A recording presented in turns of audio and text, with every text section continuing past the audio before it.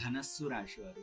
ధనస్సు రాశివారు ఈ వారము అవకాశం ఉన్నంత వరకు కూడా ఏదైనా పూజా కార్యక్రమాల్లో పాల్గొనడం, ముఖ్యంగా ఈ రాముడికి సంబంధించినటువంటి కళ్యాణం చేసుకోవాలి, చాలా రోజులుగా పెళ్ళి కావాలి అని అనుకునే వాళ్ళు ఎవరైతే ఉన్నారో, రాముడికి సంబంధించిన ఒక 3 రోజులు రాముడికి సంబంధించిన కథా ప్రసంగాన్ని వినడం లేదా సుందరకాండ పారాయణ చేసుకోవడం ద్వారా మీకు శుభ ఫలితాలు కలుగుతూ ఉంటాయి. అదేవిధంగా ఎవరైతే పెళ్ళి అయి సంతానం గురించి ఆలోచిస్తున్నారో వాళ్ళు ముఖ్యంగా గోశాలకు వెళ్ళడం, గోవులకు సంబంధించినటువంటి సేవ చేయడం, గోపాలకృష్ణుడి పూజ చేయడం, గోపాలకృష్ణుడికి వెన్న అందచేయడం ద్వారా సంతానం గురించి ఎవరైతే ఆలోచిస్తున్నారో వాళ్ళకు శుభ ఫలితాలు కలుగుతూ ఉంటాయి. ముఖ్యంగా కృష్ణుడికి సంబంధించినటువంటి కథల్లో కృష్ణుడికి సంబంధించిన బాల్య క్రీడలు, ఆయన చిన్నప్పుడు చేసినటువంటి లీలా వినోదం ఏదైతే ఉందో